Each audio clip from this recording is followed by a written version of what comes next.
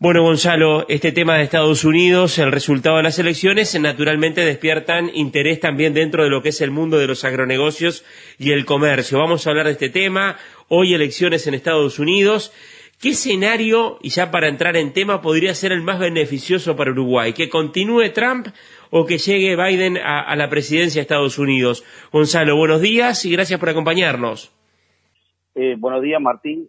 Muchas gracias por la invitación. Saludos a toda la audiencia. A ver, cuando uno analiza y mira los últimos tiempos, yo no sería partidario. Muchas veces lo que hacemos terminamos diciendo estoy a favor de este o en contra del otro. Y yo creo que la realidad es que, de mi punto de vista, gane quien gane en Estados Unidos, para Uruguay uno no avisora que haya grandes cambios, porque no los hubo en las últimas décadas.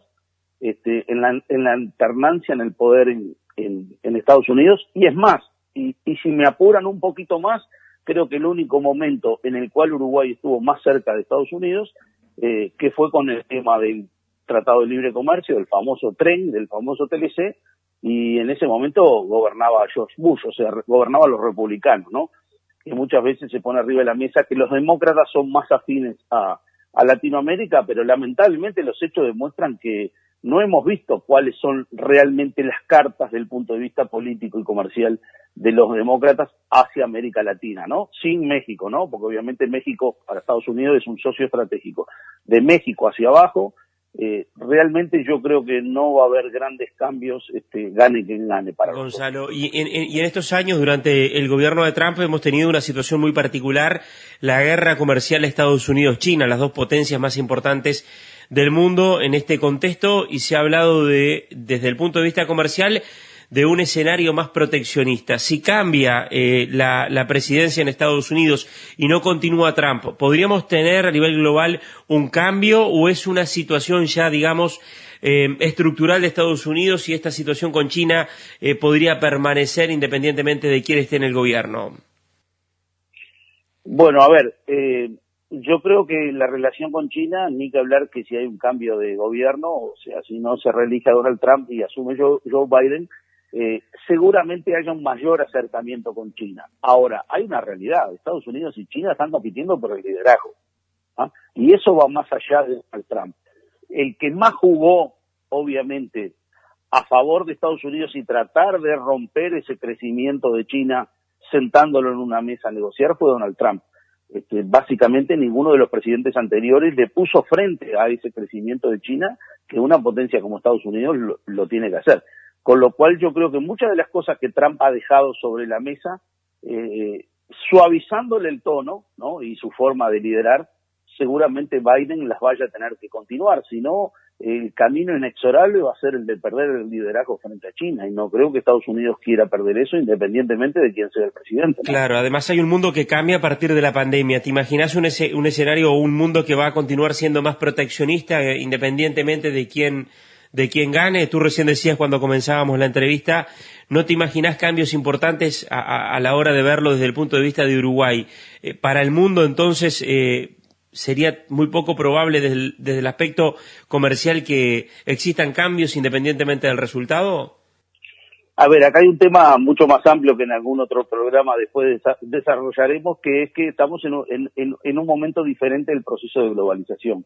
Y creo que eso coincide también con la presidencia de Donald Trump, ¿no? La globalización, que es un proceso que empieza en los 80, que es de apertura, como todos conocemos, también por momentos los países o las potencias sienten que se ha desbocado, que se ha descarrilado. Y yo creo que estamos en un proceso de encarrilar la globalización. Ahora, cuando hablas de encarrilar, muchas veces sobrevuela el fantasma del proteccionismo, ¿no? Y eso es inevitable. Yo creo que estamos entrando en un nuevo proceso de globalización mucho más restringido. Y creo que eso tampoco va a cambiar, gane quien gane en Estados Unidos. Creo que eso es un proceso que es global y que es un partido que vamos a tener que jugar. El mundo tan abierto como conocimos en estas últimas 3 décadas o 4 décadas, creo que se va a suavizar, ¿no? Va a ser una especie de soft landing, como llaman los americanos, ese aterrizaje suave hacia una globalización un poco más dirigida, ¿no? Lo cual para nosotros no es beneficioso. Como país pequeño, para nosotros lo más importante es tener un mundo abierto, ¿no? Claro, y desde el punto de vista ideológico, político, pensando, bueno, en el gobierno actual de Uruguay, en el gobierno de Brasil, por ejemplo, dentro de lo que es el Mercosur, Paraguay, Argentina con una filosofía e ideología más sin el más, o sea, de perfil, digamos, de izquierda, más cercana a lo que puede ser la política de Rusia o de la propia China, ¿Trump podría llegar a ser más beneficioso, digamos, que Biden?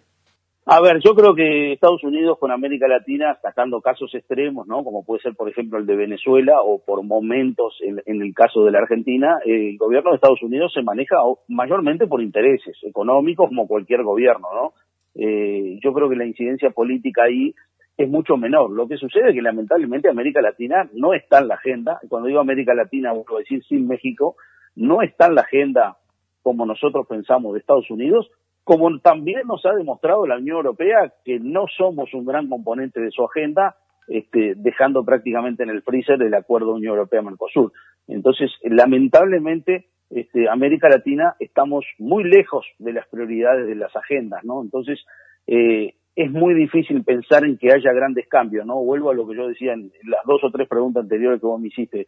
Uno percibe muy pocos cambios, principalmente para América Latina, porque lamentablemente estamos muy lejos del juego, de donde se juegan las cosas, independientemente de que seamos productores de alimentos, lamentablemente hemos quedado muy por fuera y una de las razones es nuestra desorganización institucional política que América Latina ha tenido en las últimas décadas. Claro, Gonzalo, vamos a estar hablando, bueno, ya seguramente nuevamente en estas próximas horas con el resultado conocido de las elecciones en Estados Unidos. Licenciado Gonzalo Leggini, especialista en el área de integración y comercio internacional, muchas gracias por estar con nosotros. Gracias a ustedes y bueno, saludos a la audiencia.